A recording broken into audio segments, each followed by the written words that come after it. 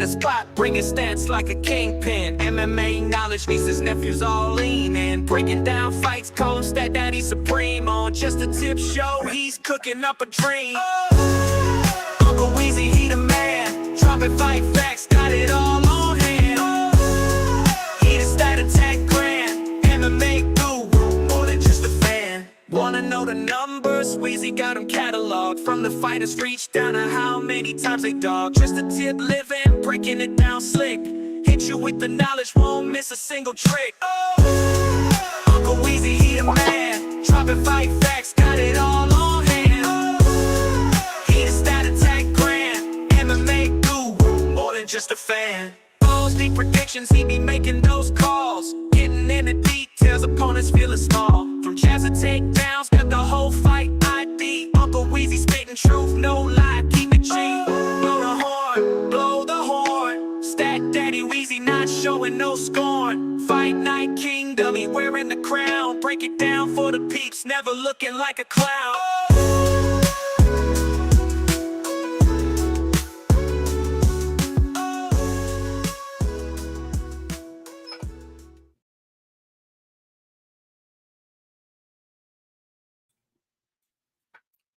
Oh, yes. What is going on, everybody?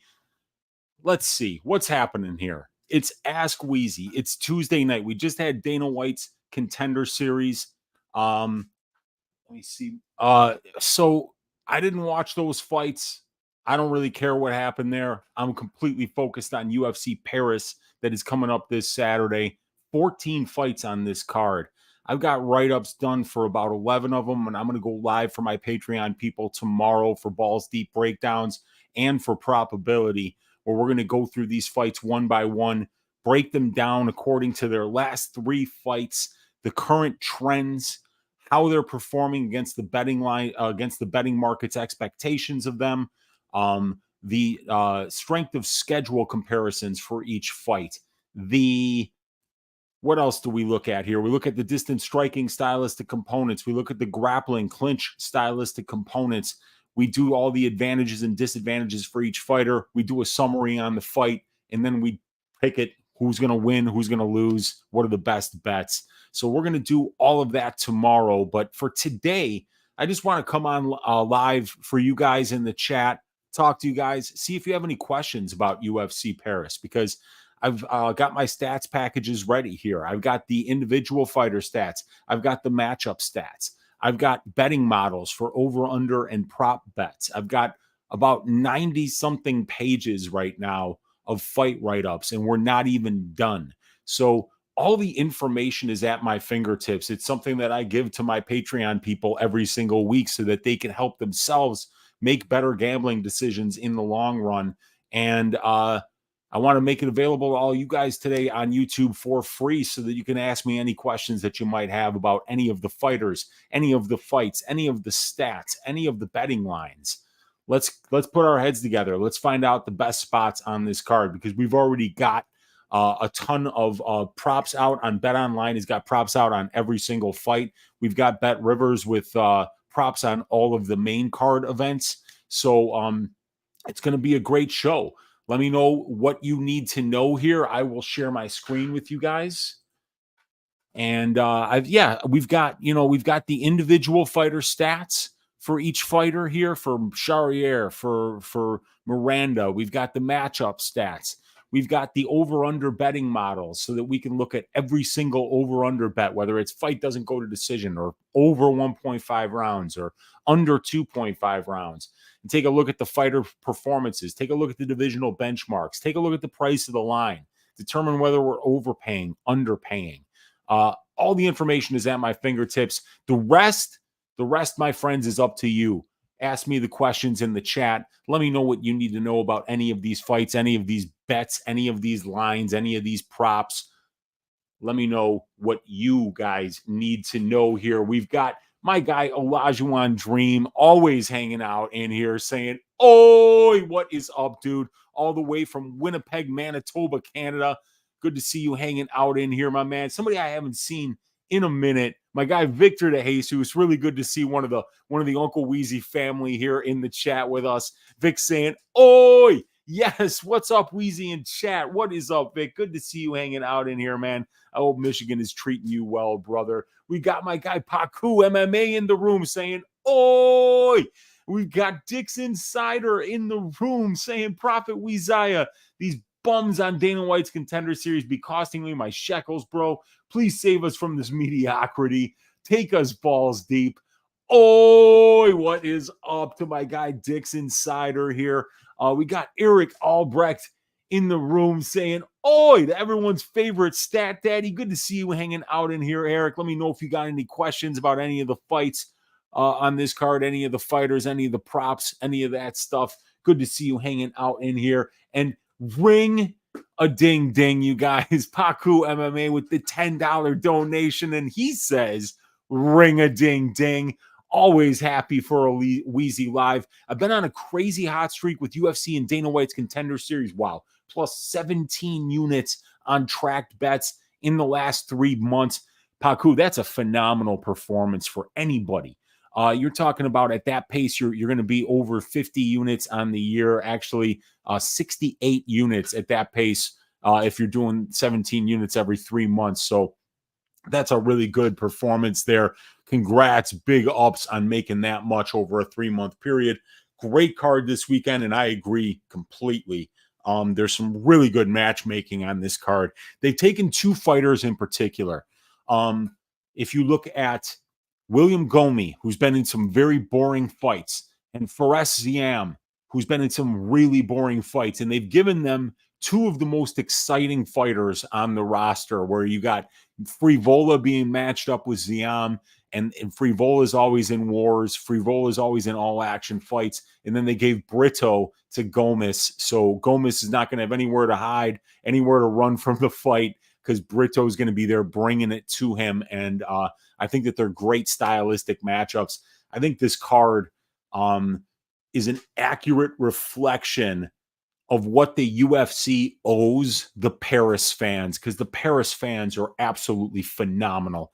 I love the Paris fans. I was getting chills when I was watching back Benoit Saint-Denis versus Matt Frevola, I believe it was. The crowd in that fight. Or no, I believe it was the Poirier fight. I don't know. It's in my notes. And let me just show you guys. These are my fight write-ups here. And if we go all the way down, I don't know if you could see that over there on the side. It's 93 pages as of right now of information just on this week's fights, just on the 14 fights that we have. And what I do for each fight, and I will start here for the main event of the evening, which is going to be, here we go. Benoit Saint-Denis versus Renato Moicano. One of the fights I was talking about the crowd. Let's see. So it wasn't that one, the Frevola fight. Oh, it was the Thiago Moises fight. The Thiago Moises fight was in France. It was in France, and the crowd was absolutely going. The French crowd was going nuts, chanting and singing, rooting on Benoit Saint-Denis. And when you watch back the Thiago Moises Saint-Denis fight, just listen to that crowd and how crazy they were going, how loud they were. They were all in unison. And 14 fights here, you guys. So I think that this is a phenomenal card. But if you look here at this write-up, what I do is I take the last 3 fights for each fighter. So, and we talk about the trends. And so Renato Moicano won by 2nd round KO over Jalen Turner as a plus 220 underdog. And then we just talk about what happened in each round, how I scored each round, how the fight ended, whether the fighter, looked better than their price tag, looked worse than their price tag, whether the market kind of priced them accurately for how the fight played out. And then we do that for 3 fights for each of the fighters. So then we got a description here of the 29-28 unanimous decision win for Drew Dober as a minus 180 favorite. And then we talk about everything that happened in that fight, how, the 3rd round was going Dober's way until he went for a sacrifice throw, fell on his back, and then gave up over 3 minutes of top control time to Moicano, where he's looking for submissions and landing ground and pound. So it really helps you instead of having to watch tape, this is something that I've been doing, and it's been a ton of work. I mean, obviously, sitting here and writing out 93 pages of notes for one card, you can imagine the amount of tape that I'm watching. You can imagine the amount of notes that I'm taking, and you can imagine how thorough I'm being breaking down all of these fights. So, what this allows you guys to do if you join the Patreon is just kind of benefit from all the hard work, and I'm benefiting from it too, because the next time Renato Moicano fights, I'm going to have a page and a half of notes on his last 3 fights. Then I'll only have to watch his most recent fight, take notes on that, and then note how the market priced him in that fight and what the trends are going forward now that that fight's happened. And this is going to make it easier for me to go back, and instead of watching a 15-minute fight on tape, I can go back and read for 60 or 90 seconds my synopsis of that fight, know how the market did in pricing it, know what happened in the fight, what the strengths were, what the weaknesses were, and such. So we have 3 fights for each fighter. Here we got the first round sub over Brad Riddell for Moicano, and then for Saint-Denis, lost by second round knockout. Versus Poirier is a -210 favorite. He had staff. He gassed out. Win by first round KO over Frevola is a -235 favorite. And then a win by ground and pound over Thiago Moises is a -165 favorite. So we have those notes on those 6 fights. And then we do a summary of the recent trends, bias, the market accuracy of the money line for Moicano and for Saint-Denis. So it kind of gives us an idea of, hey, how's the market been doing in pricing these guys? Is the market continuously underpricing these guys? Are they priced as a bigger favorite this time against a better fighter than they were last time against a worse fighter? So you examine, the pricing of the markets and how accurate it's been. So that's the recent trends. Then we go through and we look at the overall in the UFC strength of schedule comparison for both fighters. Is this a step up in competition for one guy? Is it a step down? Even if a guy's been finishing guys, is he finishing guys that are not durable? We have to take that extra step, go a little bit deeper to find the information about, what level of competition each guy has been fighting and how they match up with each other. A summary of the distance striking stylistic components, a summary of the clinch and grappling stylistic components, the strengths of Moicano, the weaknesses of Moicano, the strengths of Saint-Denis, the weaknesses of Saint-Denis, and then a summary and conclusion about the matchup, and then the pick, which is going to be Benoit Saint-Denis by second round KO. So this is what I'm doing for every fight. These are the notes that are going to be available on my Patreon for you guys. So I just wanted to take you through that real quick so you guys know what's going to be available going forward here on the Patreon, what's going to be at your fingertips if you join up with the community that we have here. Truly appreciate you, Paku. Thank you so much for the donation, my man. We got Polnick in the room. Tim saying, "Oi, good to see you live, Unc. The best in the business." Truly appreciate you, Tim. Thank you for hanging out. Let me know if you have any questions here. We got Paku asking, what do I think about the Matt Frevola finish-only prop or Matt Frevola to win in round 1? All right, it's really funny that you asked that, Paku. I was talking with my guy Brady earlier today, and I don't want to just post our conversations here, so I'll move it to a new window, but I'll read you what I wrote regarding this fight. So I said, here's something interesting. So Ziam Frevola, they have 17 combined UFC fights.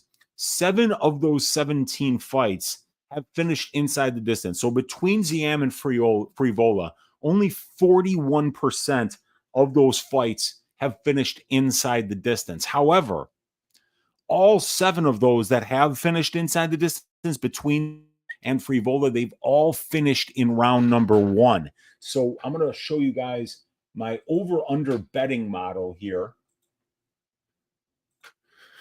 And I was talking about making this an official play, and it is the fight does not start round 2 at plus 330. Now, that is a 23% implied probability. So you're paying about 23% on this bet at plus 330, that bookie is telling you there's a 23.26% chance that this event happens, and it's being priced as such. Now, about 25% of lightweight fights finish inside the distance, so we're getting a 1.71% break there. We're underpaying by 1.71% when we compare the price of the line at plus 330 to the divisional benchmark. Matt Frevola's fights have finished in round 1 6 out of 10 times. And for Ziam, it's only 1 out of 7. But when you balance that out, you realize that, hey, look, it's a Frevola fight. And Frevola's not the most durable guy in the business. And Frevola, he definitely forces a fight. And Ziam is a guy who a lot of people don't like engaging with at distance striking range. He's a very, the word I'm looking for, uncompromising counter striker. You know, anytime you throw, he wants to be throwing back at you. So Frevola, who's so aggressive, is the kind of guy who I think can not only get inside the pocket and make Ziam very uncomfortable by not letting him be as technical. Technical strikers need space.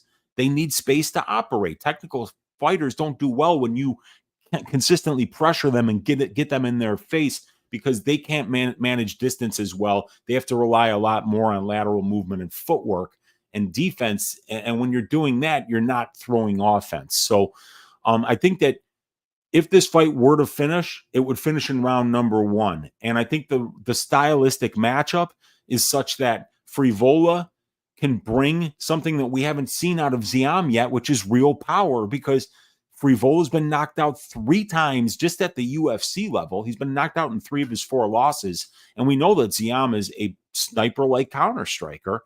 And Frevola is the kind of guy who can absolutely, I mean, if you can knock out Drew Dober, you can knock out anybody in the division.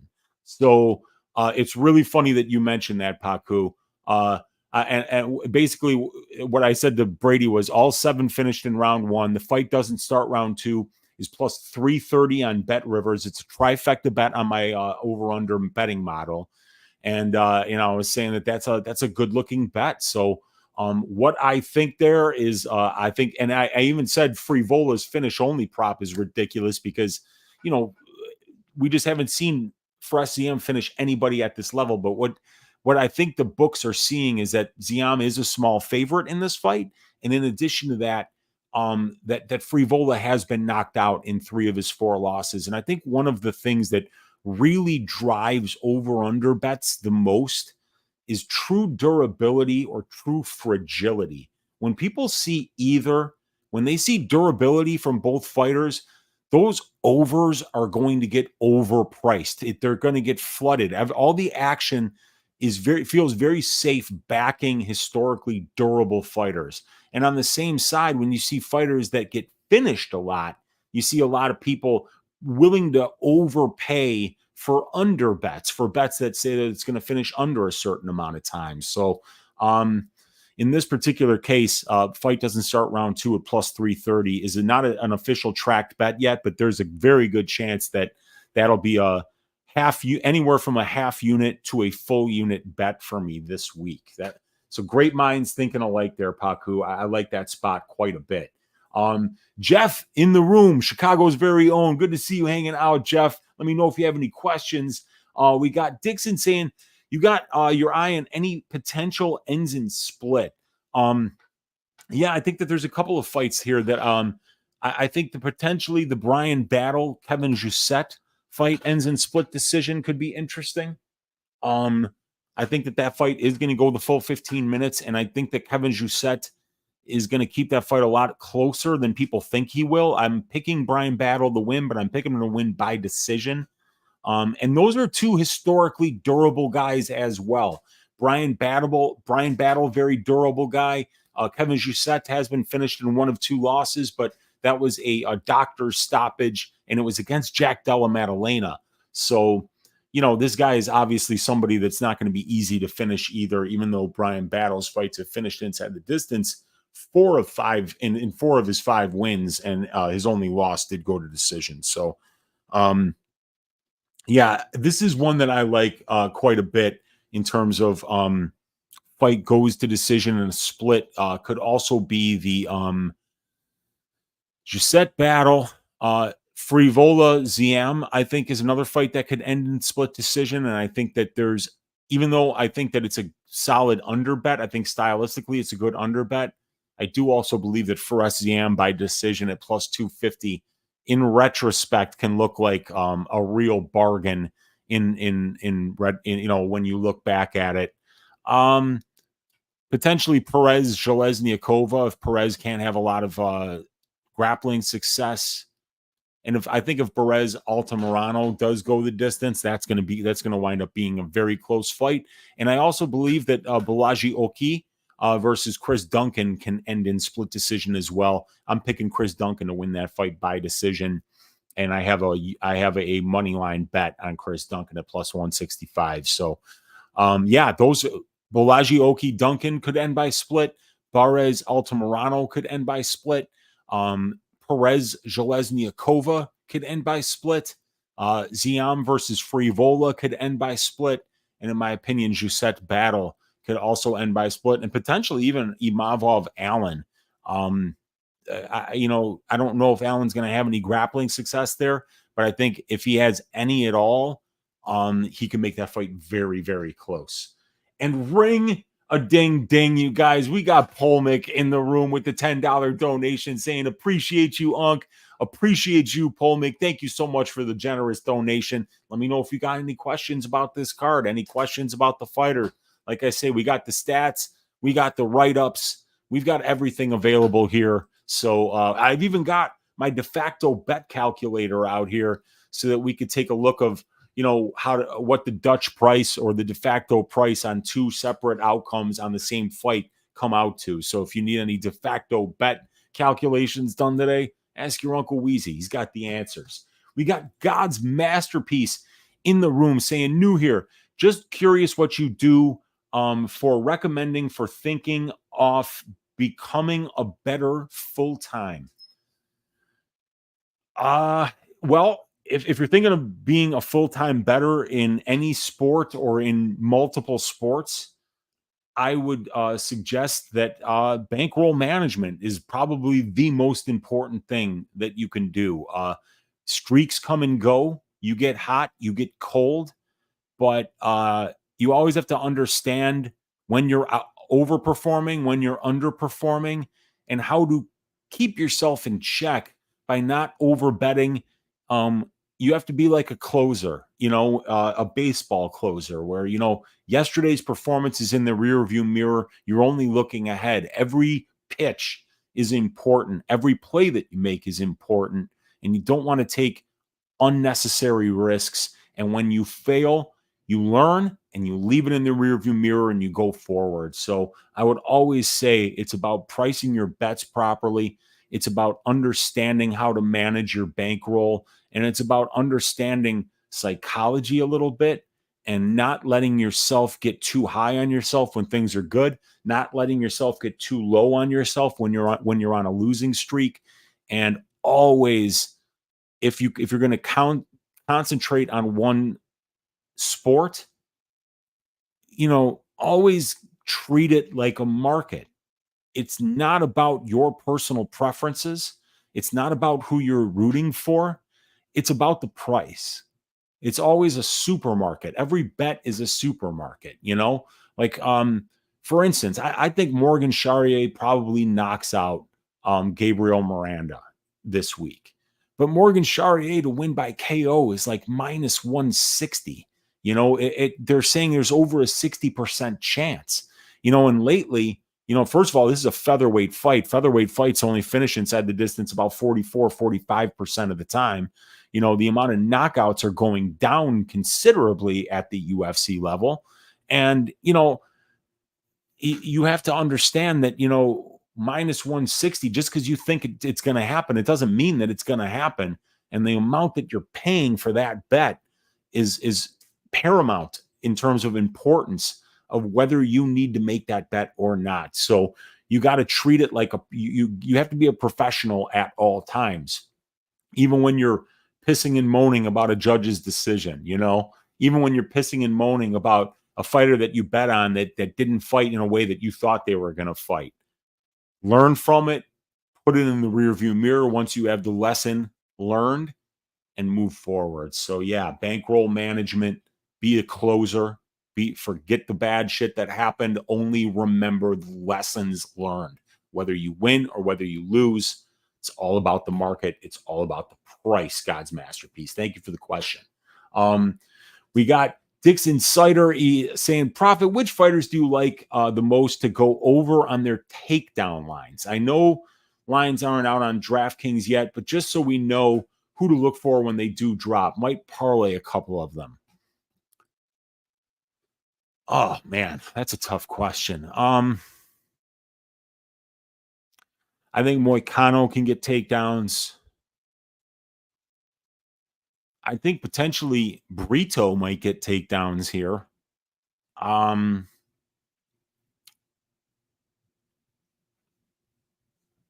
think Frevola might get takedowns. Kudalaba might be wrestling. Urslan's got decent takedown defense, but he might be wrestling. Umar C is going to grapple. It just depends on how much, how many takedowns the line would be at. Klein Roberts don't really care. Lapalus Morales don't really care. Aylin Perez, Zhelezniakova's got poor takedown defense, and Aylin Perez has a high volume wrestling attack. So I think that Aylin's line might be priced around 3 or something like that. And that's a very high number to get over. So I'd probably stay away from it. If you see it at 1.5 or 2 or even 2.5, I think that'd be a good price. I think Barres might go one or more takedowns here. So if you can find a nice Barres takedown line, Altamirano not known for having good takedown defense, and Barres is a guy who kind of mixes in a lot of offense, whether it's in the grappling, whether it's in the clinch, whether it's at distance striking exchange, he's going to mix in offense. So Cornhole Cavalcanti, I don't really see there being a lot of grappling there. And Chris Duncan, I think Chris Duncan is going to get some takedowns as well. So yeah, that's a good idea there. Tim saying full-time better needs to hedge. It equals no fun. But yeah, that's another thing. When you're treating things like a market, one thing you have to do if you're going to be a market maker or a day trader, or just somebody who's an investor, whether you're long-term or short-term, it's about having an idea of when to lock in your profits. And that's a great part of bankroll management, is understanding that just because the CLV is going your way, it doesn't necessarily mean that the event that is supposed to happen or not happen is going to go your way. So yeah, hedging can be a great way to lock in profits for sure. Eric Albrecht saying, am I crazy for thinking the BSD Moicano line is getting a bit wide? Yeah, I mean, look, one of the biggest things about this BSD Moicano fight that is also, it's just such a statistically significant stat, is age. 35 years old for Renato Moicano, 28 years old for Benoit Saint-Denis. And the thing about Benoit Saint-Denis is he's all offense. He's all gas, no brakes. So I think that there's a few different ways that this fight can play out. But Benoit Saint-Denis, in my opinion, now you guys might agree with me, you might disagree with me. I don't think he's built to go 5 rounds. That he's never won a decision in his life. It's not how he fights. He's somebody who's a special forces trained military man. He fights like he was trained. He's going to kill you. That's what military people do. They kill people. They're there in case somebody gets attacked, or whether in case you got to attack somebody else. And what do you do in the military? You train to kill people. That's what Benoit Saint-Denis does. He's not going out there with a strategy. One of the funniest fucking things was, it was the fight that he won in the second round. Thiago Moises. His corner is telling him, don't brawl. We don't want you brawling. Don't brawl. And I was just laughing. I'm like, Have these guys coached him before? You know, why are they telling him not to brawl? All he ever does is brawl. Look at this. He lands 7.4 distance strikes per minute. That's 2.8 more than the divisional average of 4.7. He attempts 15 distance strikes per minute. That's 3.4 more than the divisional average of 11.6. Benoit Saint-Denis gets 4.8 takedowns per 15 minutes. That's 3.2 more takedowns per 15 minutes than the divisional average of 1.5. He gets 12.8 takedown attempts per 15 minutes. That's 8.7 more than the divisional average of 4.2. And then we can go over here to the advanced stats, and you can see that this guy is landing 4.31. If you see that number right there, 4.31 clinch and ground strikes per minute. 4.31. The divisional average is 2.1. So whether he's on the mat throwing strikes, he's landing twice as many as the divisional average. When he's on the feet at distance striking range, he's attempting about 30 or 40% more strikes than what the divisional average is. When he's out there at distance striking range and he feels like grappling, he's attempting about 3 times as many takedowns as the average UFC welterweight. So, lightweight. So this guy's constant offense. There's no breaks here. And he's extremely durable. His heart is as big as a truck.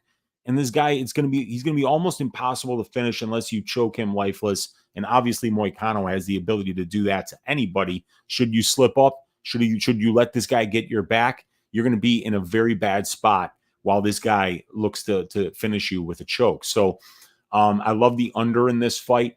I do think that Benoit Saint-Denis is going to win this fight, and I think he's going to win it the way he wins every single other fight, by just going out there and dick-sawing his opponent, going out there and running through him because he fights like he has rabies. I mean, he just goes out there full rabies, and it's just all gas, no brakes, all offense, no defense, all aggression.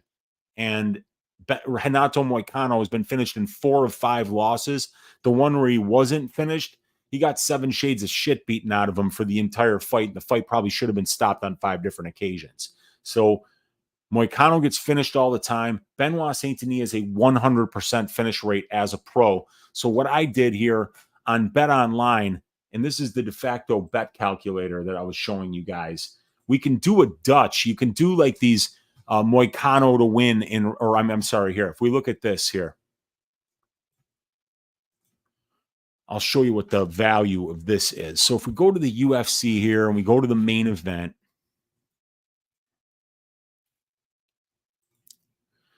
you will see round. Benoit Saint-Denis round 1 plus 300. Benoit Saint-Denis round 2 plus 460. But if you go over to Bet Online, you're going to get a better number there. Bet Online for Saint-Denis and Moicano is plus 350 for round 1 and plus 500 for round 2. So on Bet Rivers, it was 300 and 460. So you can also see this. Benoit Saint-Denis rounds 1 or 2 is plus 138. So the 138 is pretty good. But if you go to and you use the de facto bet calculator here, let's say you got $100 unit size, and let's say you want to do a 1 unit bet on Benoit Saint-Denis to win in rounds 1 or 2. You get 350 for round 1. You get 500 for round 2. That comes out to a de facto betting line of plus 157. And then you can size your bet. If you have a $100 unit size, and let's say you want to bet 1 unit on that Dutch, it'll tell you to do 0.571 units on the round 1 prop, 0.429 units on the round 2 prop. That would be $57.14 on your round one prop, 42.86 on your round two. And no matter which one hits, you're going to get 1.57 times your money back, or a plus 157 bet. So that's what I did here. I took Benoit Saint-Denis money line at minus 280, and I brought it down to what I think is most of his win condition, and that's a first or second round finish. And then that way I get him at plus 157, which is like below 40% implied probability, instead of paying almost like a 74% implied probability for his money line. So I agree. I do think that the Moicano line is getting a bit wide, because if Benoit Saint-Denis makes one mistake on the ground, that's the round. Because once this guy gets on your back, you're probably not getting away. So he's got to definitely make sure that, he doesn't make any mistakes on the mat. But if he can avoid that, I think he's going to find a guy in Moicano with the kind of power that he has. I think he's going to wind up knocking him out, or even getting a submission if he hurts him first, maybe a club and sub. All right. We got Pickle Kush in the room saying, "Oi!" We got Olajuwon in the room saying, "I cannot afford to lose." We all can't. We definitely can't. We got Lane in the room saying, "Let's go, Paku." What's up, Lane? Good to see you hanging out in here. We got God's Masterpiece saying that Polmick, yeah, but either that or joining the Air Force with a bachelor degree in business. Yeah, yeah, I know, man. That's you gotta. Your choices are different. I mean, you never know what life's going to bring you, but there's good choices everywhere. It just depends on how much you want to how much of yourself you want to put into it.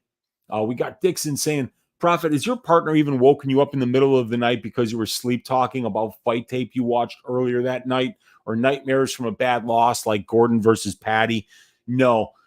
We both sleep like the dead. I've always slept like the dead. You're not waking me up for anything, and she's the same way. She's not waking up.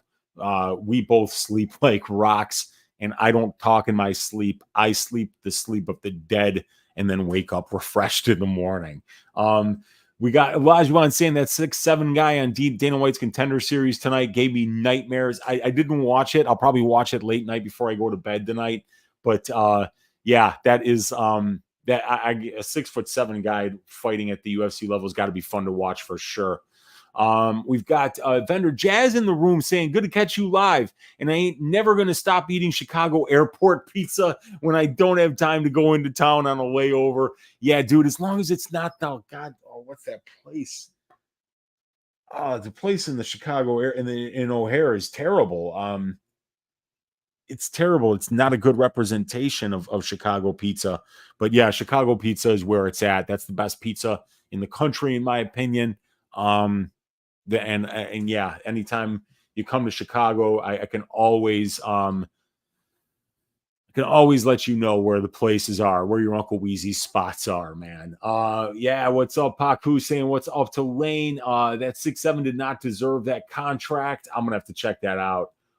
Yeah, and he's saying, "Nope." We got Jewish Better in the room saying, "You want new pager?"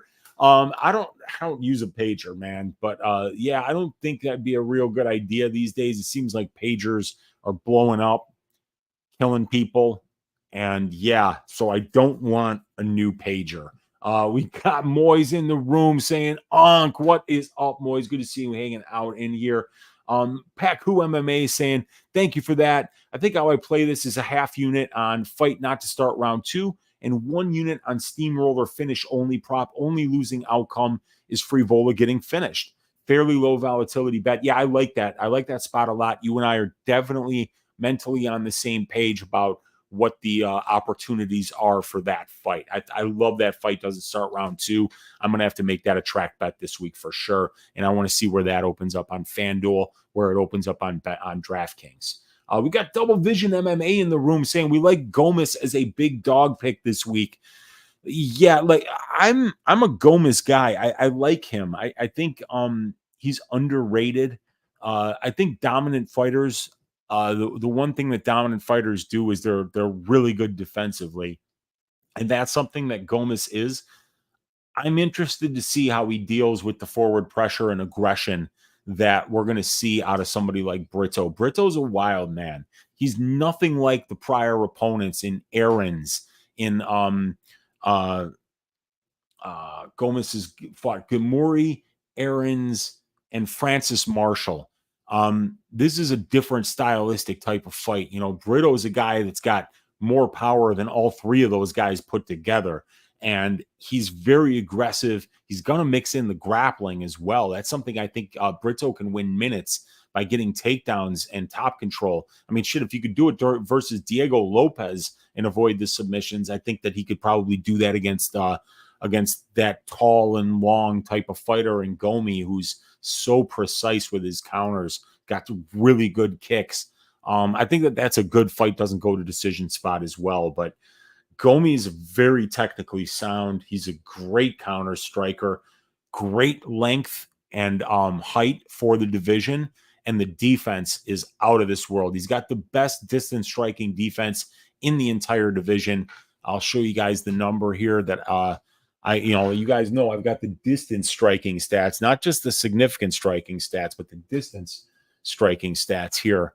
And William Gomi's distance striking defense is 78.8%. I mean, he's almost defending at an 80% clip when the divisional average is 60%. So elite fighters don't take damage, and William Gomi is only absorbing 1.5 distance strikes per minute. So, yeah, I can see why you would like him at plus money.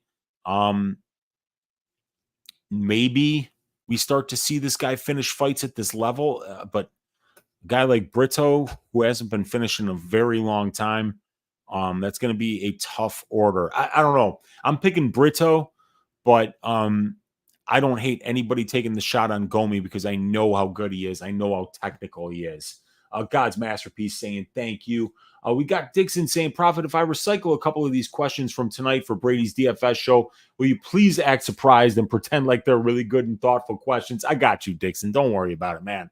I know that you're always asking these questions in our DFS show, and that'll be tomorrow on DFS by the Numbers YouTube channel. We usually do it at 8 o'clock Central Time, 9 o'clock Eastern. So check us out there if you are a person that likes to do the DFS on DraftKings. And then also the Dub Club and the Patreon, the links to those things if you want to get access to these stats, if you want to get access to these fight write-ups that I have, if you want to get access to the betting models for over-under bets, for the betting models for prop bets, all my tracked bets, all of the 4 hours every week of subscriber-only video content with probability, with DFS by the Numbers, and with also Balls Deep Breakdowns, where I take you through the write-ups for every single fight, talk about the trends, talk about the distance striking, talk about the strength of schedule, the grappling, the strengths, the weaknesses, the summary, the best bets. If you want access to all that stuff, the links are in the description of this video.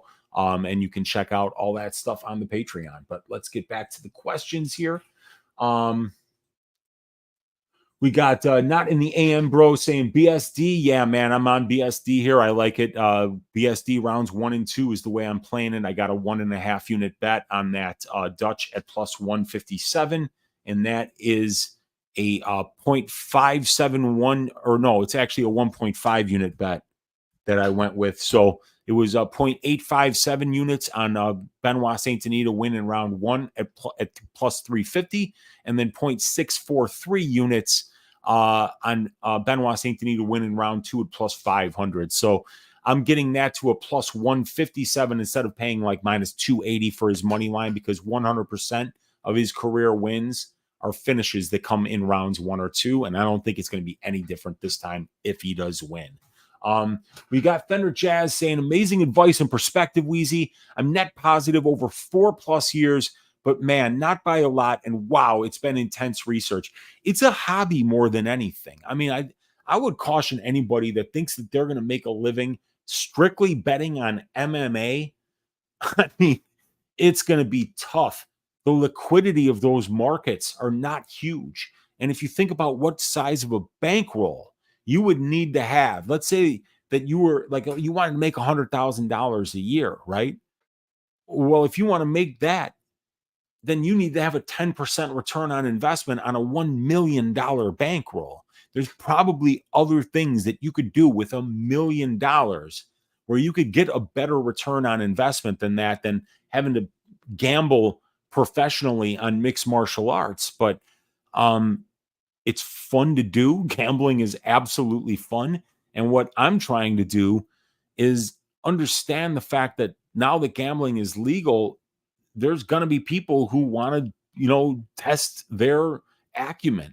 And the best way to do that is to not just offer picks, which I do, but to offer the research that goes along with those picks so that people can read my research and come up with a completely different way how they think the fight might play out, because they're reading the same information just a little bit differently according to their biases. So that's what I try to do, is I try to not just provide picks, which I do, and I am a long-term positive, net positive bettor, but it's not easy to do. It's hard, and it is a lot of work, but it's a labor of love. And I've enjoyed all the support that I've gotten from the community and all the great people that I've met along the way.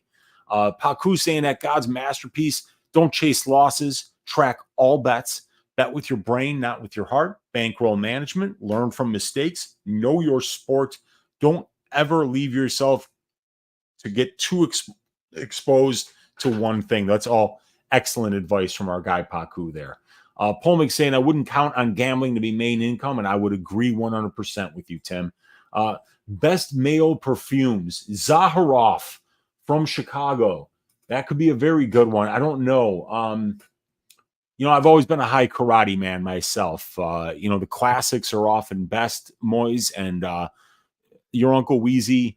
When I'm out there, when I'm out there crushing ass, when I'm out there getting trim, my scent, high karate. Best band, Wilco. Wilco's phenomenal. I have Wilco's AM album around here somewhere. Funny story. My partner, my girlfriend, she has a studio that is up one floor from Wilco's studio over at Irving Park in Kedzie. That's where Wilco, they've got a loft over there that's 4 floors, and they rent out, I think, the top floor and the bottom floor, and then they do recording and mixing on the second and third floors of that building. And my girlfriend gets to see Jeff Tweedy and Nils Klein and all the members of Wilco over there walking around through the building and stuff like that. Wilco's been around forever. Jeff Tweedy from Wilco used to be in a band called Uncle Tupelo back in the late 80s, early 90s. Wilco's a phenomenal band, a Chicago classic, and they're still making great music today. Who even uses pagers these days? Yeah, I'm not sure, man, but they're blowing up like fucking crazy. And I'm not blowing up like the kids say, like exploding, like literally hurting people and exploding. So yeah, as if you didn't need even more reasons to use an already dead technology, there's another one. Don't use pagers. That pager thing was spy novel level shit. Yep. DJ Grimes. DJ Grimes. I don't know who DJ Grimes is. We got Moy saying weird political system with ombudsman, LMAO. When ombudsman, yeah, they have those at universities, where you go to somebody to gripe about shit. The pager terrorist is located to a Norwegian man based in Oslo. He had a cover-up company in Bulgaria. Gomi all day, says Moise. Moise likes Gomi. All right, there we go.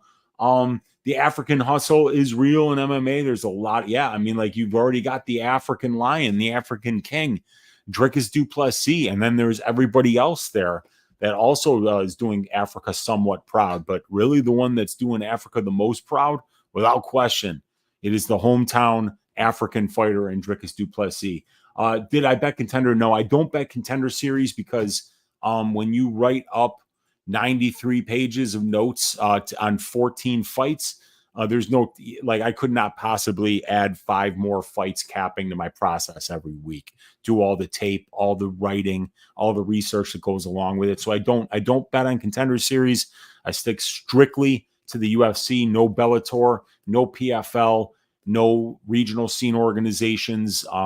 There's just too much, and plus there to curate this database of UFC statistics, it takes a tremendous amount of work behind the scenes. So like, yeah, that time that other people would say, go and tape an LFA event, let's say, I'm out there maybe like getting the last 2 events stats put into my database. I'm creating stats packages for my Patreon people 2-3 weeks in advance. So yeah, I do not bet the Contender Series. I totally enjoy watching it, but at this point, it's just not enough. It's too much work for me to try to handicap those fights. Moyes bet Christian round 3 sub, but as always, round 2 ends up happening. Yeah, man, that's the thing. That's one thing that I've kind of put into my models now is when I like somebody to win in round 1, I'll bet 1-2. When I like somebody to bet and win in round 3, I'll bet 2-3. I'll put that extra round in, get that increase in price, that decrease in return, and just give my read a little bit more room to breathe. Let me be just a little, if I'm just a little bit wrong, I'm still going to cash, you know?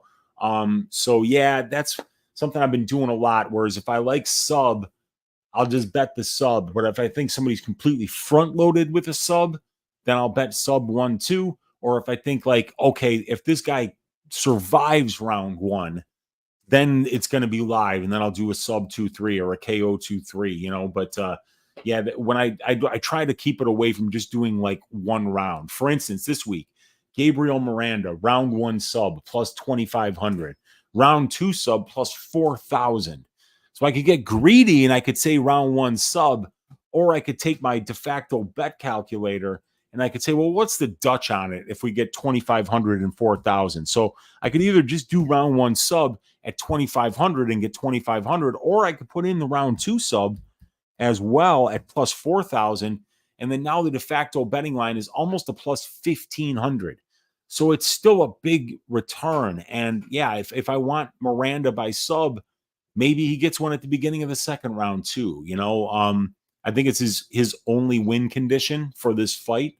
So to get somebody like at near 100% of their win condition when you know that they're dangerous in that area, these are tempting bets to make. And plus 2,500 for round 1, I think would be, you know, cheeky. A quarter unit on that will get you a 6.25 units, but a quarter unit on the sub 1-2 Dutch at plus 1,500 will still win you like over, you know, 3.75 units almost, about 3.7. So yeah, that'd be a really good hit as well. So you could be greedy and just do the round 1, or you could do the Dutch for 1-2 and give yourself a little more room to breathe, a little bit more of a chance to cash. You know, I would have to know, Taz, who that is, because I mean, like with as much, you know, fucking as I'm doing, there's probably a pretty good chance that I am. But I would have to know who she is. Where does she live? There's only a few area codes where I have different O's. So maybe not, Taz, but I would need more information. Appreciate you for hanging out, brother. We got Nasty Bertrude in the... I haven't used that word in a minute, and I think it's one of the classics. You guys, I appreciate you for hanging out. Let me know if you have any additional questions in here. We got Radislav Kolev saying, I'm from Bulgaria. Every company there is a cover-up. Yeah, man. There are certain countries that have like looser corporate rules, and it will allow you to maybe to do a little bit more shady shit underneath a corporate umbrella. I don't know, speaking from experience, where Bulgaria is on that map, so to speak, of those kind of countries. But yeah, I'm sure that's a possibility. We got Auto Impulse saying, what do I think about Miranda and Charriere? I think it's a really rough matchup for Gabriel Miranda. I think Charriere is somebody. Let me see if I can just get you to that. I'll reach you the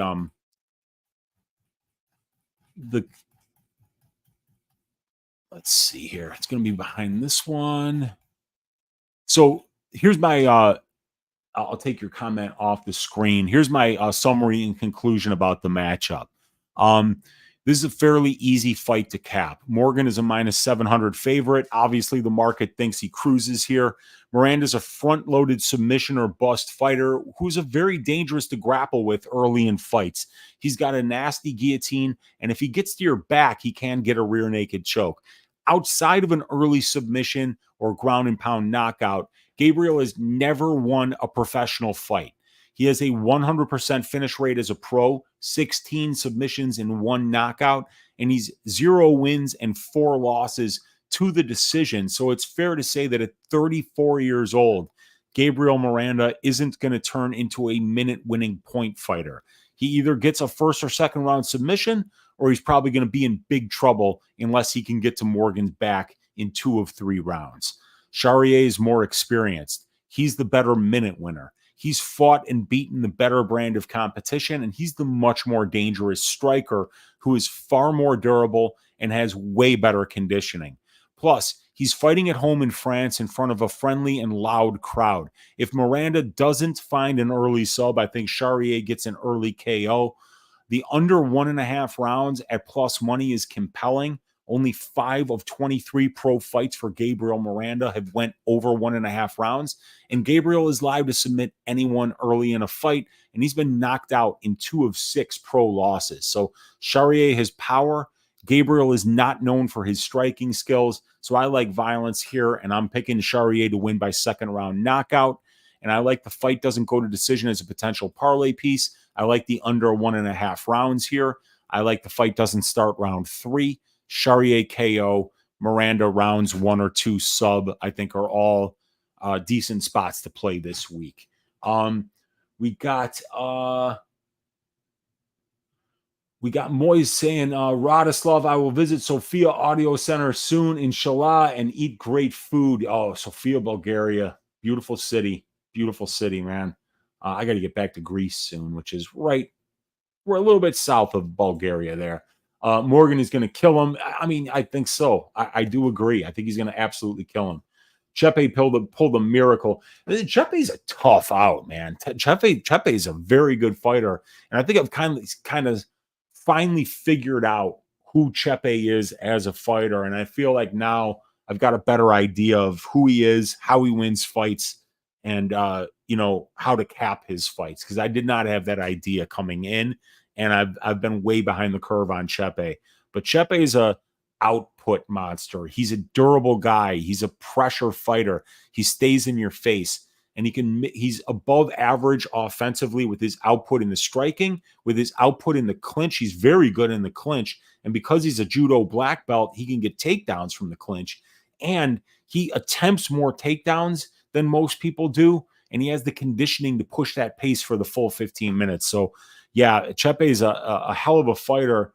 And I mean, when I wrote that fight up, I thought that I was going to say that Morgan got robbed, but no, I don't think he got robbed. I thought it was a very, very close fight. Here's what I wrote. Chepe finished the round, and I scored the fight for Chepe 29-28. But I'm in the more minority there. I know, because I know a lot of people had Morgan Charriere winning that fight, but when I watched it, I did not see it live, and I had no money on it, so I didn't have a bet on Charriere. I didn't have any skin in the game, and I thought that it was Chepe who had moments where he did a little bit more damage, and I thought he won the fight in the clinch. So, but I've got a complete write-up of that fight right here for Charriere versus Mariscal. And it was a very, very close fight. We got Anakin MMA in the room saying, what's good? What's happening, Anakin? Let me know if you got any questions about this card. Moy saying, I heard the Kunafa is awesome in Sofia, Bulgaria. I'm sure it is. We got Polmik saying, hit the like button. Guys, over 30 in chat and only six likes. Appreciate you, Polmik. Yeah, hit that like button. Let me know if you got any questions about any of these fights. We got Anakin saying Morgan is really good. Fact that he gave Chepe a hard fight is crazy. Morgan's body kicks are ruthless. Yeah, the guy works the body really well with his hooks and with his kicks for sure. Nasty saying Miranda put up a fight with BSD2. That was a really fun fight. Miranda really went at him for the first 5 minutes, but you could tell Benoit hurt him so bad so many times in that first round that when Miranda came out in the second, he was dead. And I think it was like the first 15 seconds of round 2, he was able to finish that fight. We got John Dong in the house saying, "Sup, guys? What's up, John?" We got Anakin saying, "What's up to John?" Chepe does have very good judo black belt, and he does great work. That's the thing about once those judo guys, they get a hold of you, they're very strong in their lower half. They can move you around, and they know how to fuck with your feet. They know how to fuck with your balance, and they know how to move you one way to get you to push into you, and then they know that you're going to react that way, and then they go the other way. That's the beautiful thing about judo is you get to use your opponent's aggression against them, and it's how you set up, how you trick your opponent into being aggressive the way that you want them to be. And you see Chepe, he's so good at that. When he gets guys pushing on him, he lets them go with them, and he can do those hip tosses. He can get those body lock trips. When you get those over-under grips, a good judo guy knows that they're going to trip towards that overhook side. And you don't have to be nearly as technical to get that trip because you can just sag your weight off in the way of that overhook. And it's really difficult to get countered that way. So Chepe does have a really good judo. He's fun to watch when he gets into that clinch. And we got John saying, "Sup, Anakin?" Yeah, 29-28 Morgan, the more damaging shot. I don't hate it, man. I don't hate it. That fight, in my opinion, could have been scored either way. It was a great fight. That's one thing I think we can all agree is that Charriere versus Mariscal was a phenomenal back and forth fight. And both of those guys fought like two rats in a shoe. So that was a sweet one. We got Remdog in the room saying, "Sup, Weezy, I'm really looking forward to Battle versus Jett. Do you see a finish for either side?" I do not. Here's the thing, though. The problem with me not seeing a finish for either side here is that the market is overpricing it, right? I mean, like Brian Battle's fights have finished inside the distance at the UFC level 5 of 7 times. And for Jett, it's 1 of 2. So you're talking about 6 of 9 fights, or 2/3, 66.7% of their combined UFC fights have finished inside the distance, but yet fight doesn't go to decision is only priced at 41%. So my stylistic read is, and we were talking about this earlier, that durability is something that really moves lines when it comes to over-under bets. Even though the numbers are telling us that the unders here are completely underpriced. You see all this green over here on my model. Dude, it's crazy that it's that underpriced, but the problem is Jett's only been finished once in 2 losses, and it was a doctor's stoppage. He wanted to keep fighting, and it was Jack Della Maddalena. And then Brian Battle has been finished once as a professional, but it was pre-Tough House. It was very early in his career. So people don't think that Brian's going to be getting finished. People don't think that Kevin Jett is going to be finished. And their stylistic reads are telling them, bet the overs here. The problem is that the data is telling you that the unders, are underpriced according to where they're pricing the line, according to the divisional benchmarks, and according to the prior performance of both fighters at the UFC level. So this is a tough one. I don't see stylistically a finish for either fighter. I put in my write-up that my favorite bets were fight goes to decision, battle by decision, and Jett by decision. So if there was a finish here, none of those would hit. But at the same time, this is where, professional gamblers, this is where they say, hey, man, it's a fist fight. I know that I think that this one's going to decision, but the numbers are telling me that if I make this bet more often than not, if I make this bet 10 times, that I'm probably going to cash it more times than I need to in order to be net positive over those 10 bets. So that's something that, us professional gamblers, we have to look at. We have to understand when even though my read says this fight goes to decision, my data model is telling me, dude, you should be paying a lot less than -175 based on what we've seen from Brian Battle, based on what we've seen from Kevin Jett. But my stylistic read tells me it's going to be Brian Battle winning this fight by decision, and I kind of like Battle by decision at +140.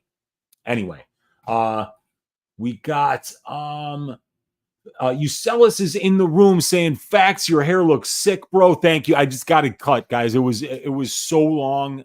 I look like a bass player in a doom metal band, and I just had to get it cut. So yeah, we're rocking the full head of hair, and it's actually not even touching my shoulders for I think the first time in maybe 2 years. So yeah, we got a little bit of the gray underneath there. We got the new mustache instead of the Lemmy beard. Yeah, we're switching things up a little bit here, and I appreciate you, Eucelis. Thank you for the kind words. We got Western Mass Climber in the room saying, "What's up to Anakin?" We got Baby Sharp MMA in the room. Good to see you hanging out in here, Baby Sharp. Let me know if you got any questions. We got Western saying, "The homies are here." Baby Sharp saying the WMC, "Hey brother, I hope DWCS went good for you." I got cooked. I think a lot of people get cooked on these low-level regional scene cards. They can be really good or they can be really bad. There's a lot of variance in those fights because there's less data to make your decisions off of. And oftentimes, what you see on tape is the exact same thing that everybody else sees on tape. So it's easy to get into an echo chamber and for lines to get driven too far. We got Anakin saying, "West, Baby Sharp, you sell us. The whole crew is here." Yes, it is. We got Larry Mavid in the room saying, "Do you see much of a path for Jett if he doesn't grapple? Seems like he's got better grappling, but generally doesn't use it when he should." Yeah. So Larry, I said in my write-up that I felt like I would be making a Kevin Jett bet in this fight at the current lines if I could count on Jett to try to grapple in 2 out of these three rounds and try to win some minutes there, because Bryan Battle doesn't have good takedown defense. He's an opportunistic submission grappler. He's got good conditioning, and he's very persistent. So when you take him down, he is going to get back up most of the time.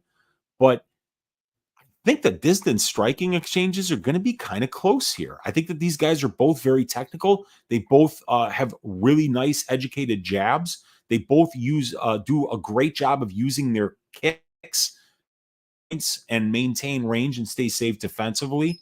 But the thing is that I think that Bryan Battle is just more dangerous everywhere. I think he's more likely to get a submission. I think he's more likely to get a knockout. And I think he's just looked a little bit better, and he's fought against the better brand of competition, and he's more experienced at the UFC level. But all those on paper advantages that I see on the Battle side, when I look at the fight stylistically, I do think it could be kind of close. So even though my model doesn't like it because of prior performance, my model hates the Bryan Battle by decision prop at plus 145. You see nothing but red there. But stylistically, I think that this fight's going the full 15 minutes. But these decision props at plus 145 for Battle and plus 270 for Jett, it's actually the Jett decision prop based on prior performance that's priced a lot better, in my opinion, than the Battle decision prop, because Battle's a guy who's finished 4 of 5 wins inside the distance. So it kind of still remains to be seen whether Bryan Battle really is going to be a minute winner at this level. Let's not forget, he probably lost the first round against AJ Fletcher. So let that sink in for a minute. I mean, if AJ Fletcher wins a round off of you at distance striking range, that's not good. And Kevin Jett's about 6 inches taller than that dude, and he's got a lot more technical striking. So and Jett, don't forget, he's the French fighter. I know he lives and trains in New Zealand, but he's got that French flag next to his name, and the crowd will probably be supporting him more than they will be supporting Bryan Battle. But Bryan Battle's got a great style, and I could see the Paris fans cheering for him as well. So I think it's an interesting fight, but I think it's pretty close. I'm picking Battle to win. I'm picking him to win by decision, but I'm not going to be betting his money line. Maybe I'll take a shot at that decision prop at plus 145, but I don't love it. I think it's overpriced. I'd like to get better than plus 145 there. I mean, for a guy who's finished 80% of his fights at the UFC level inside the distance, to get his inside the distance prop at plus 265, which is much cheaper than his decision prop at plus 145, and he's only won 1 fight by decision. I don't know, man. Yeah, I think this line is a little bit wide on the money line for Battle. I don't hate anyone taking the shot at Jett, and I think Jett decision at plus 270 might be a great way to say, yeah, you know what? Instead of betting a unit on his money line and getting a 1.5 unit return at plus 152, I'll bet a half unit on his decision prop, only risk half the amount of money and get him by what I would consider to be most of his win condition, about 2/3 of his win condition, probably at plus 270. So I think that that's probably my favorite bet of the fight is Jett plus 270 on the decision prop, or maybe a plus 3.5 points handicap if it's close enough to even. WMC saying what's up to everybody here, Anakin. 138 MMA. My guy Tyler's in the room. I could see Battle winning inside the distance. I lean decision, but I could also just see him putting it on him and the ref stepping in. And yeah, I agree with you. Like, my model is telling me that Bryan Battle inside the distance is being way underpriced. It is Bryan Battle by KO at plus 600. Bryan Battle inside the distance at plus 265. These are bets that are underpriced according to my model. And even the submission at plus 575, I think, looks pretty good as well. But we've never seen Kevin Jett submitted as a pro. Yeah, I think that the price, like if I were to say, you know, if you were to say, all right, what Weezy, what's the most plus EV bet on the Bryan Battle side? Even though my pick is Battle by decision at plus 145, my bet, my plus EV bet, where I would say the plus EV bet here is inside the distance at plus 265. And Bryan Battle is a finisher. And we've seen Jett in there against guys that I don't really consider to be UFC level. So we're going to see how he stands up against a guy like Battle that's 5-1 in the UFC and is still on the right side of 30 here. So yeah, I think that this is a pretty good look here. And I agree with you, Tyler. I think that there's a lot of value in Bryan Battle inside the distance. We got Baby Sharp saying, I cut mine about a year ago. Shit went to my waist. Still feels weird. I feel a lot better just not having as much hair. It's a lot easier. We got Usella saying facts. Sub Sharp, Anakin West. I saw Paku too. W chat. Yeah, definitely great chat tonight. Appreciate you guys. We got Anakin West MMA saying Battle is quietly on a nice little run. I think he should be able to win versus Jett. I'm picking him to win. I think he's more dangerous everywhere than Jett. We got Baby Sharp saying what's up to you, Celis. We got Anakin saying Bailey being a huge favorite for the main event did not go well. I didn't see that. I think you might be talking about because you're not talking about Benoit, you're talking about Bailey. Bailey, that must have been Dana White's Contender Series. Didn't see it. Yep. Yeah, bass player in a doom metal band. I mean, like, that description does hit hard. And I think if anybody saw me with my hair down before I got it cut, and they saw me like kind of like playing bass, you know, but where you couldn't really see the hands, you'd be like, yeah, that dude fits. Like, he looks like he belongs playing bass for Bong Ripper or something like that. So yeah, doom metal, stand up, love doom metal. It's good stoner rock. We got Baby Sharp saying so true, man. We got Larry saying, oh shit, what up, Western Mass? Missed you in the corner last time. We got Western Mass saying no corners wrong, Larry. Battle with the first round head kick KO. We got Tom Delaney saying he likes Battle. Yeah, dude, Battle's done it before against Takashi Sato. That was a nasty head kick. And that's what I think kind of sets Battle apart, is that he does a great job. Leg kicks, teep kicks, and then all of a sudden that head kick comes up, and he's been working to your body so much that when he does go to your head, your hands might be down, and he can finish you with that technique. So yeah, that's why I think a Battle finish only prop is a pretty good look, but I think it's probably going to be juiced to the tits. Anakin saying AJ Fletcher also subbed Garimbo. Yeah, he did, but Garimbo had him in big trouble early in that fight as well. So that's true, though. He did sub Temba Garimbo. Baby Sharp saying Battle has definitely stepped up his game the last few years, or like someone said, has become more comfortable and confident. Yeah, like that. Going into that tough house for 6 weeks is like a crash course in MMA.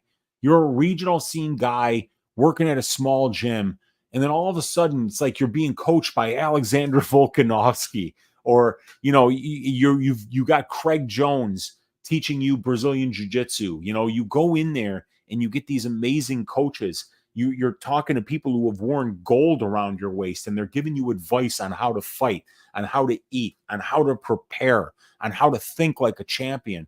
Some of these guys go into that house and they really do. They rise above all the stress and bullshit that happens in that house, and they really kind of take from that experience what they need in order to, really make themselves more dangerous fighters in the long run. And there's a lot of people that we can point to that have, had that, the Ultimate Fighter rub and went on to go wear gold around their waist and have a phenomenal run after being in that house. And it's the ones that got the most out of that experience. And definitely Brian Battle is one of those guys. Yeah, Doogie's. Okay. And AJ in the room saying, hey, Unc, I don't get to make it on many lives. Just wanted to say thank you for putting in all the work every week. And thanks for all the content. Truly appreciate you, AJ. I truly appreciate you, man. Thanks for hanging out here. Thanks for the kind words. And let me know if you got any questions about the card. It's hard to bet against Battle. Yeah, dude. I bet on Battle in the Fakhretdinov fight. That was a bad fight to back him in. But Brian Battle is a tough son of a bitch, and it's been very profitable backing him. When you look at my notes here, it would be after this fight, I think. Yeah, Jett Battle. So there's the Jett notes, but Battle, second round sub -190. First round KO +110. And against Sato, he wasn't even -200. And against the other guy that he beat, I think it was Gore, he was around +100. So yeah, like even when he's winning, he's not being priced over -200. So I just wanted to point out though that now that Battle is priced at -200 thereabouts here, -180, -185, it'll make him the biggest favorite he's ever been in any of his UFC fights. So keep in mind that the market hasn't been as high on Battle as they are right now. And he's coming in against a guy in Jett who's on something like a 5-fight winning streak. He's been in 4 5-round fights. So I think it might play out kind of close here. I really do. But Battle's a good fighter. DWCS says Ucelis. Baby Sharp saying, good man avoiding DWCS. And that was the plus EV play for tonight. Yeah, dude, some of those cards, they work out great. And it looks like everybody nailed it. And then a lot of times you just see it and it's a minefield. Some Colombian girl gets a knockout, like -1200 favorite or some shit. It's crazy, man. Anakin saying contender series. We got Ucella saying, Weezy, do you think Britto Gomez ends inside the distance or goes the distance? I'm leaning towards ending inside the distance. I don't know if there's a ton of value on it, but the way that Britto fights, I think it's, he's always live to get a finish, Britto. And I also think that because he fights that way, he leaves a lot of openings. And a guy like Gomez that's as fast as he is, and when you're fast, you can be precise. He might walk Britto onto something, a step in knee, a straight left, a head kick. Gomez has got really nice head kicks. So yeah, I think that this one ends inside the distance. And I was potentially looking, fight doesn't go to decision at -135 is definitely a plus EV bet on my template here. And it also likes the under 2.5 at -110, as that encompasses all of the finishing condition for both fighters at the UFC level, and about 90% of it outside of the UFC. So yeah, under 2.5, fight doesn't go to decision. Those are all solid looks around even money. In retrospect, you'll be like, fuck, I got fight doesn't go to decision at -135 in a Joe Anderson Britto fight.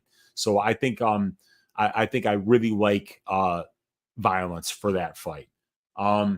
We got Anakin saying Gomez has a weird style and finds a way to point to a decision. It's the defense. The guy's defense is absolutely elite, and when you don't get hit, it's hard to lose minutes. Baby Sharp saying, I know it's Unc's question, but bro, Britto is aggressive. I could see him swarming Gomez and getting the stop for sure. Yeah, I mean, I'm right there with you, baby.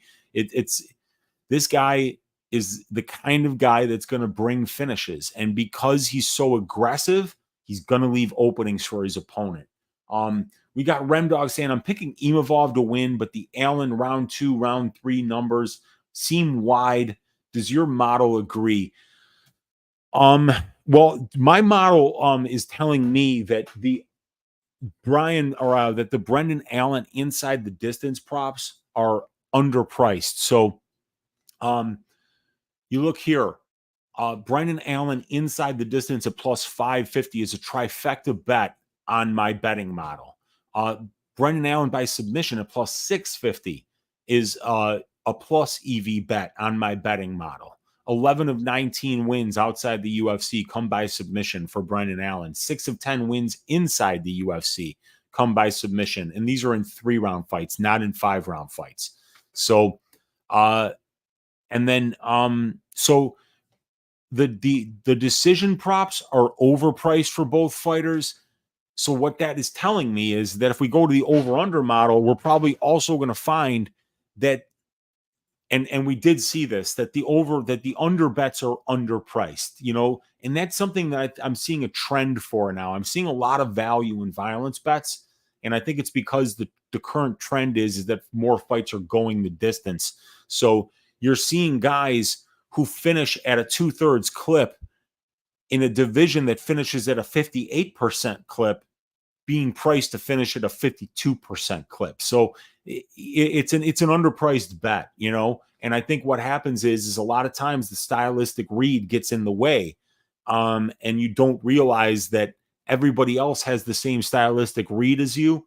And as a result of that, you're overpaying for the pricing of that event. So round 2, round 3 numbers, or just inside the distance numbers in particular, are good looks for Brendan Allen here, according to the data, as is a fight doesn't go to decision in under 2.5, or what my model likes the most, according to the available data that we have, is the fight doesn't start round 3 at plus 160. It's a 3-round fight. Both of these guys more recently are used to fighting 5-round fights. So that could potentially have them starting slower than they're used to starting, or it could make them more urgent, you know? So I think that that's something you have to look at as well, is that this is a change for both fighters, as Brendan Allen's been scheduled for 5 rounds, I think in his 2 or his last 3 fights. And for Imavov, it's the same thing. Jacob saying that Gomi is a counter-striking mofo. Britto could walk into some shit. Yeah, he absolutely could. There's no doubt about it. Gomi's a weasel. Great for decision wins. Yes, he is. He's a great point fighter because, like I say, when you don't get hit, it's hard to lose minutes. It definitely could. Britto just hits so hard and so fast. Gomez just seems so much slower in comparison. I don't think he's slower than Britto. I think Britto is actually a lot slower, but it's just that Britto is so aggressive, and he plants his feet, and he throws with power and purpose. And when you do that, you leave openings, plain and simple. But you also raise the stakes of every counter exchange, of every pocket exchange, and it can really, you know, get into your opponent's head and not allow them to be comfortable. I might take the alternate double chance. It's not, sometimes you might want to do that, man. The Paris crowd is going to be loud. The Paris fans are the best in MMA, in my opinion. Jacob saying, I bet on Battle against Renat too. Oh, God. Jacob, post-traumatic bet disorder. I mean, you want to talk about a horrible bet? That one had 0% chance of fucking cashing. And I was just watching that bet going, oh, Weezy, you have the wrong read on this one. I mean, I think he got dropped too. It wasn't just that, like, you know, Renat was wrestling him and winning the minutes in the wrestling, because he was doing that. He actually dropped him at one point in the fight as well and was landing the bigger shots on the feet. So, yeah, that Renat was a dominant performance. Renat always keeps fighting down the ranks, and he has some good wins. Yep. We got Anakin saying, wonder if he'll ever get a top 15 guy to fight. Yeah, I mean, I think it's coming. You know, the market really respects Renat too. He's very expensive every time he fights, and I think the sharps understand that Renat's the kind of fighter that you want to bet on. Thunder Jazz saying, wise Weezy, should I pour a Crown Royal or a Larceny bourbon? And hit that like, guys. I would go with that bourbon. I'm a little bit more fan of the bourbon than I am of the Crown Royal, but I love that purple sack that the Crown Royal comes in. It's so regal looking. It's so classy looking. I love the velvet. Crown Royal is a classic, man. So yeah, man, I don't think you're going to lose with either, but I would go with that Larceny bourbon. Enjoy. And we got Larry saying, your betting calculator will tell the better play between stuff like playing round 1, round 2 at 1 unit versus playing them both separately at 0.5 units each or 0.25, 0.75, etc. Right? No, what it does is it tells you how to balance bets if you want to make it so that whether the guy wins in round 1 or round 2,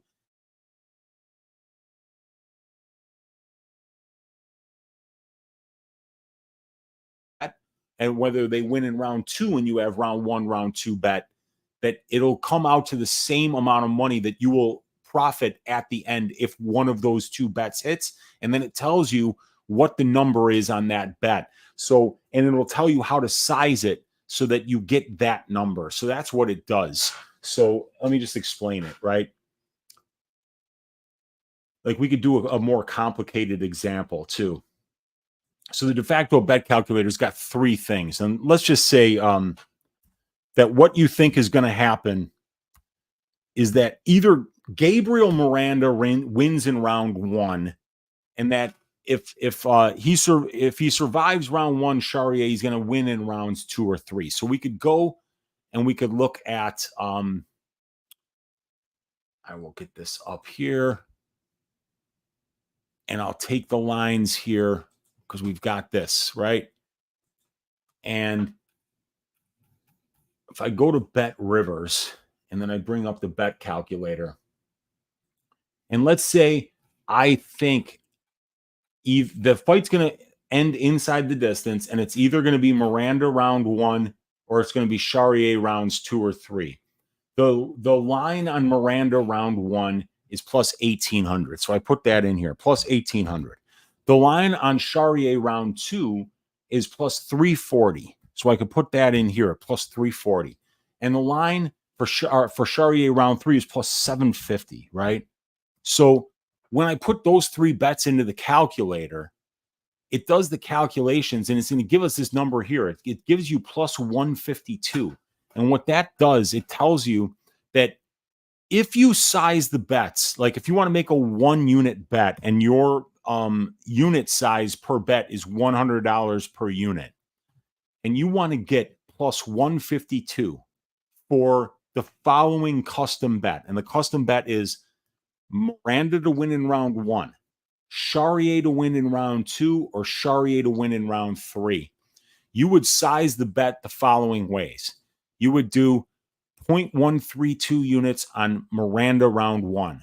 You would put 0.572 units on Charriere round 2 and 0.296 units on Charriere round 3. And that if you bet those unit sizes for those particular betting lines, no matter whether Miranda won in round 1, Charriere won in round 2, or Charriere won in round 3, you would get 1.52 units back for a 1 unit bet. So what this tells you is it tells you what the final odds are on your boutique custom bet, and then what sizes you would bet those in terms of unit size and in terms of dollar amount in order to achieve that Dutch line of plus 152. I hope that answered your question there, Larry. And I think that's it. Or no, we got a couple more. We got Shaky with Life saying it's basically an arbitrage calculator based on your chosen lines. Yeah, and it's not necessarily like an arbitrage. It's just to figure out what the betting line would be when you put together 3 separate potential outcomes.